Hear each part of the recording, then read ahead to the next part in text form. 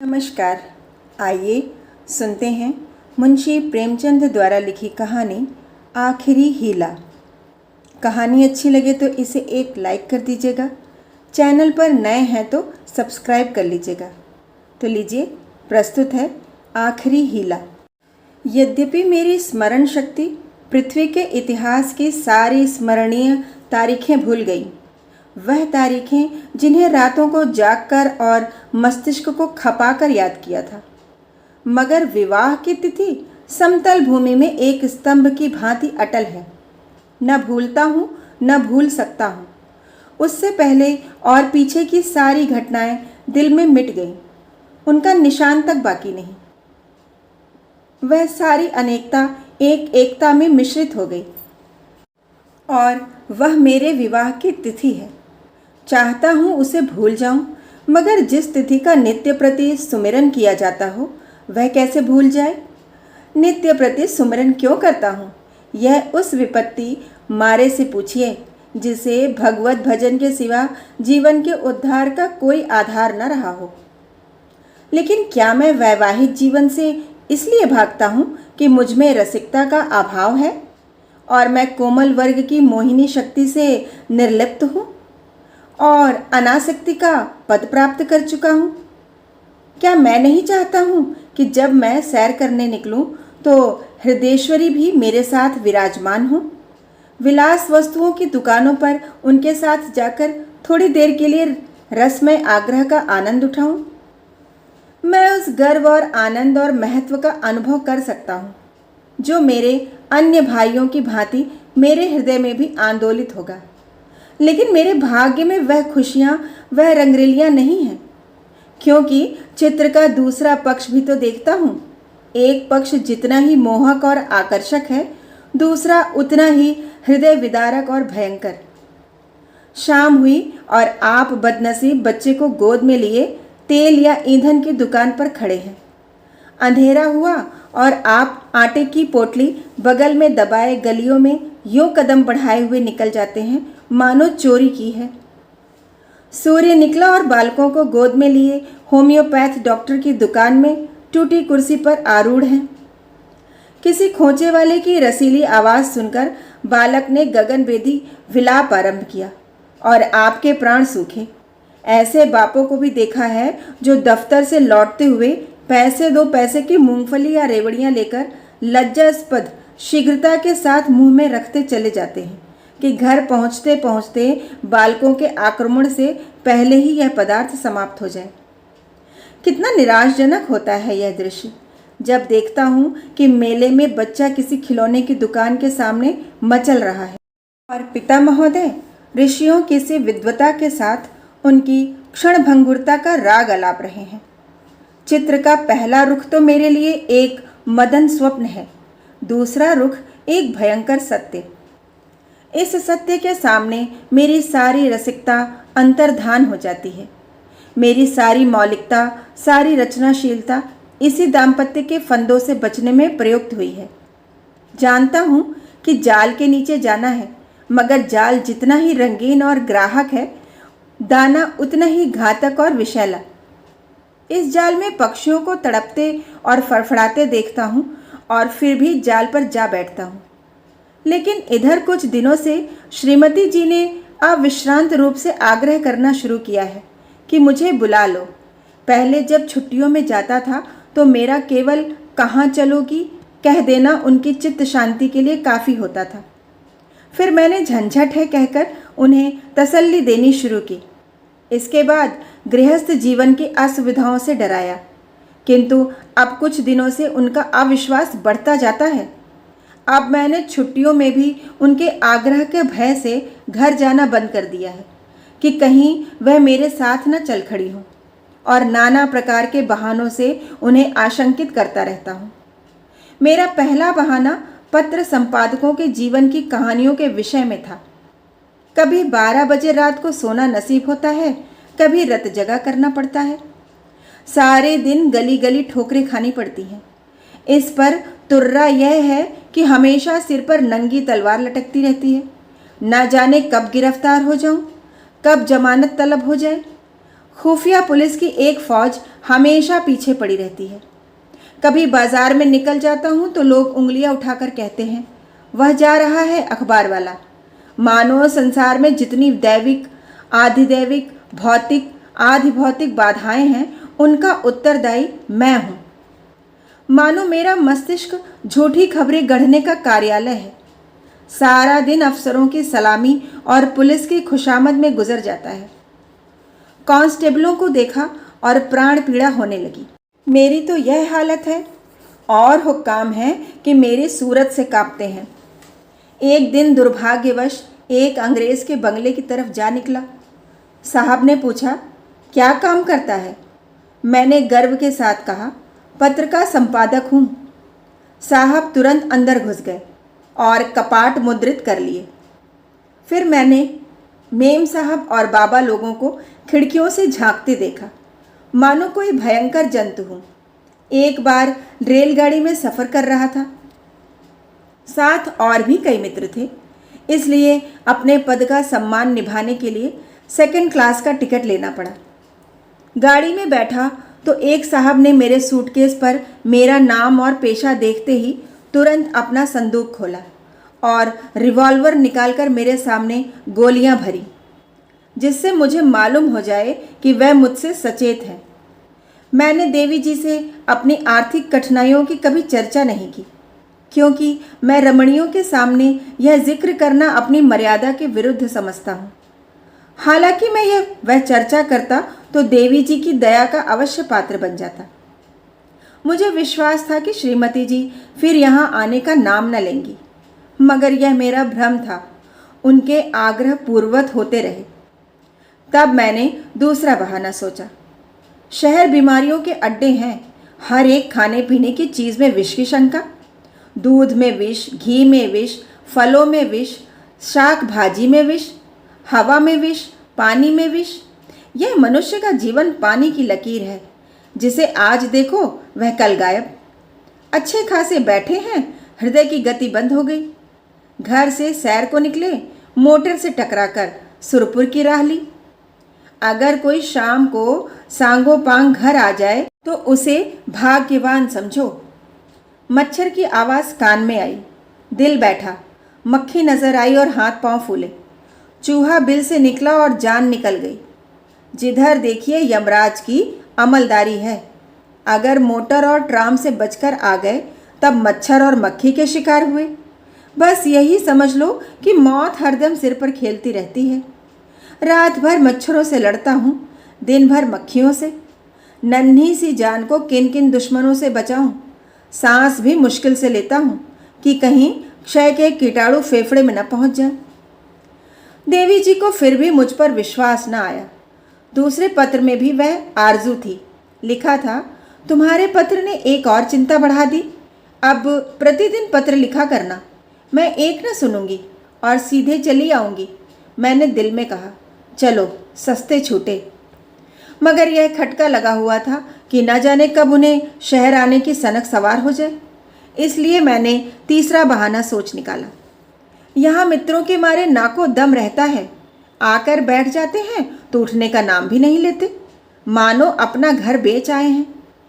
अगर घर से टल जाओ तो आकर बेधड़क कमरे में बैठ जाते हैं और नौकर से जो चीज़ चाहते हैं उधार मंगवा लेते हैं। देना मुझे पड़ता है। कुछ लोग तो हफ्तों पड़े रहते हैं, टलने का नाम ही नहीं लेते।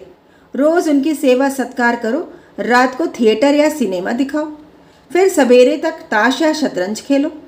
अधिकांश तो ऐसे हैं जो शराब के बगैर जिंदा ही नहीं रह सकते। अक्सर तो बीमार होकर आते हैं, बल्कि अधिकतर बीमार ही आते हैं। अब रोज़ डॉक्टर को बुलाओ, सेवा शुश्रूषा करो, रात भर सिराहने बैठे पंखा झलते रहो।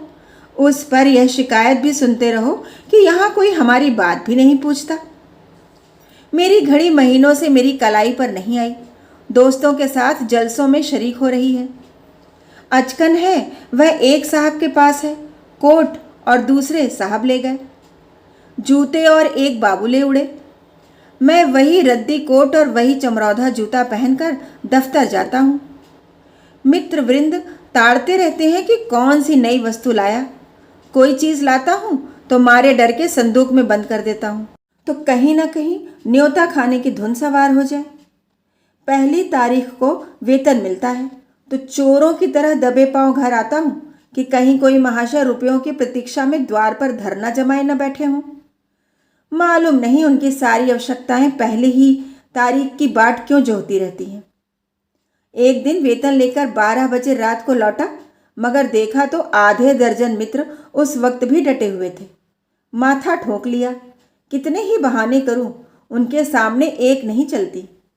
मैं कहता हूं घर से पत्र आया है, माताजी बहुत बीमार हैं। जवाब देते हैं, अजी बूढ़े इतनी जल्द नहीं मरते, मरना ही होता तो इतने दिन जीवित क्यों रहती। देख लेना 2-4 दिन में अच्छी हो जाएंगी, और अगर मर भी जाएं तो वृद्धजनों की मृत्यु का शोक ही क्या, वह तो और खुशी की बात है। कहता हूँ लगान का बड़ा तकाजा हो रहा है। जवाब मिलता है, आजकल लगान तो बंद हो ही रहा है, लगान देने की ज़रूरत ही नहीं रही। अगर किसी संस्कार का बहाना करता हूँ तो फरमाते हैं, तुम भी विचित्र जीव हो, इन कुप्रथाओं की लकीर पीटना तुम्हारी शान के खिलाफ है। अगर तुम उनका मूलोच्छेदन करोगे तो वह लोग क्या आकाश से आवेंगे।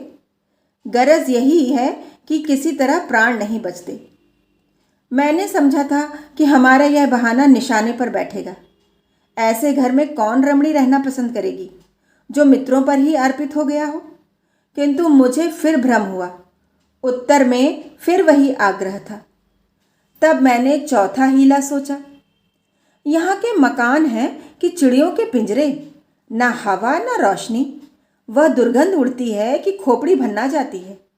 कितने ही के तो इसी दुर्गंध के कारण विसूचिका, टाइफाइड, यक्ष्मा आदि रोग हो जाते हैं। वर्षा हुई और मकान टपकने लगा।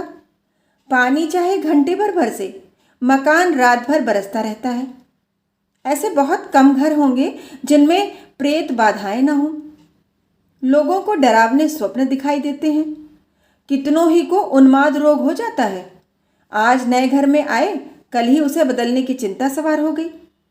कोई ठेला असबाब से लदा हुआ जा रहा है, कोई आ रहा है, जिधर देखिए ठेले ही ठेले नजर आते हैं। चोरियां तो इस कसरत से होती हैं कि अगर कोई रात कुशल से बीत जाए तो देवताओं की मनौती की जाती है। आधी रात हुई और चोर चोर लेना लेना की आवाज़ें आने लगीं। लोग दरवाज़ों पर मोटे मोटे लकड़ी के फट्टे या जूते या चिमटे लिए खड़े रहते हैं। फिर भी चोर इतने कुशल हैं कि आंख बचाकर अंदर पहुंच ही जाते हैं। एक मेरे बेतकल्लुफ दोस्त हैं, स्नेहवश मेरे पास बहुत देर तक बैठे रहते हैं। रात अंधेर में बर्तन खड़के तो मैंने बिजली की बत्ती जलाई। देखा तो वही महाशय बर्तन समेट रहे हैं। मेरी आवाज़ सुनकर जोर से कहकहा मारा और बोले, मैं तुम्हें चकमा देना चाहता था। मैंने दिल में समझ लिया अगर निकल जाते तो बर्तन आपके थे। जब जाग पड़ा तो चकमा हो गया। घर में आए कैसे थे यह रहस्य है। कदाचित रात को ताश खेलकर चले तो बाहर जाने के बदले नीचे अंधेरी कोठरी में छिप गए। एक दिन एक महाशय मुझसे पत्र लिखाने आए। कमरे में कलम दवात न थी। ऊपर के कमरे से लाने गया। लौट कर आया तो देखा आप गायब हैं और उनके साथ फाउंटेन पेन भी गायब है। सारांश यह है कि नगर जीवन नरक जीवन से कम दुखदाई नहीं है, मगर पत्नी जी पर नागरिक जीवन का ऐसा जादू चढ़ा हुआ है कि मेरा कोई बहाना उन पर असर नहीं करता। इस पत्र के जवाब में उन्होंने लिखा, मुझसे बहाना करते हो, मैं हरगिज़ न मानूंगी, तुम आकर मुझे ले जाओ।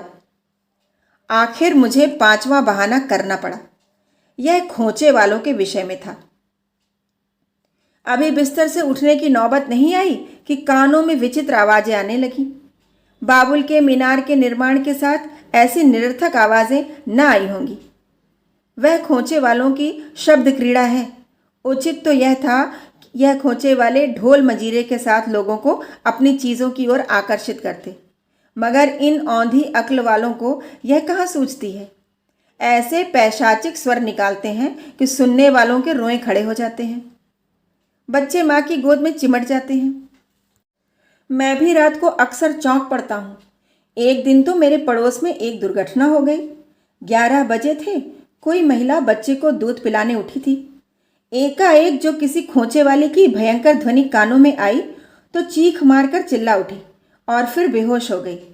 महीनों की दवा दारू के बाद अच्छी हुई और अब रात को कानों में रुई डालकर सोती है।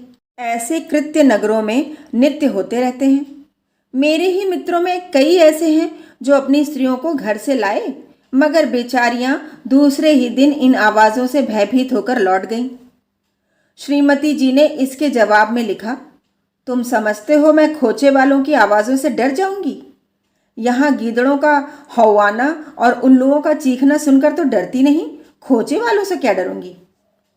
अंत में मुझे एक ऐसा बहाना सूझा जिसकी सफलता का मुझे पूरा विश्वास था। यद्यपि इसमें कुछ बदनामी थी, लेकिन बदनामी से मैं इतना नहीं डरता जितना उस विपत्ति से। फिर मैंने लिखा, शहर शरीफ जादियों के रहने की जगह नहीं। यहाँ की महरियाँ इतनी कटुभाषणी हैं कि बातों का जवाब गालियों से देती हैं, और उनके बनाव संवार का क्या पूछना। भले घर की स्त्रियां तो उनके ठाठ देखकर ही शर्म से पानी पानी हो जाती हैं। सिर से पांव तक सोने से रदी हुई सामने से निकल जाती हैं तो ऐसा मालूम होता है कि सुगंधी की लपट निकल गई। गृहिणियां ये ठाठ कहाँ से लाएं? उन्हें तो और भी सैकड़ों चिंताएं हैं। इन महरियों को तो बनाव सिंगार के सिवा दूसरा काम ही नहीं। नित्य नई सजधाज, नित्य नई अदा और चंचल तो इस गजब की हैं मानो अंगों में रक्त की जगह पारा भर दिया हो। उनका चमकना और मटकना और मुस्कुराना देखकर गृहिणियां लज्जित हो जाती हैं, और ऐसी दीदी दिलेर हैं कि जबरदस्ती घरों में घुस पड़ती हैं। जिधर देखो इनका मेला सा लगा हुआ है। इनके मारे भले आदमियों का घर में बैठना मुश्किल है। कोई खत लिखाने के बहाने से आ जाती हैं, कोई खत पढ़ाने के बहाने से। असली बात तो यह है कि इन गृह देवियों का रंग फीका करने में इन्हें आनंद आता है। इसलिए शरीफ जादियां बहुत कम शहरों में आती हैं। मालूम नहीं इस पत्र में मुझसे क्या गलती हुई कि तीसरे दिन पत्नी जी एक बूढ़े कहार के साथ मेरा पता पूछती हुई अपने तीनों बच्चों को लिए एक असाध्य रोगी की भांति आ डटी। मैंने बदहवास होकर पूछा, क्यों, कुशल तो है?